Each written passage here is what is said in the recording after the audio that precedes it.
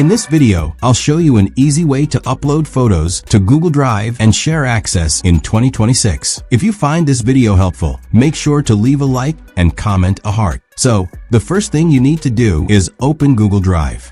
Before moving forward, make sure you have an active internet connection.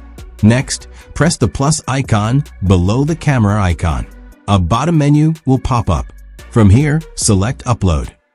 Now choose the file you want to share, whether it's an image or a video. You can select it from here or from the top menu. For this example, I'm selecting the Images section. Then you'll see a list of all the images in your gallery. Select as many images as you want to upload. To select, press and hold on an image. Once you've selected the images, tap the Select option at the top. Then press Upload. After a short wait, the images will be uploaded. Now, to share any image, press on it to open it. In the top right corner, press the three dots. A long menu will open. From here, select Share. In the Add People and Groups section, type the Gmail address of the person you want to send the images to.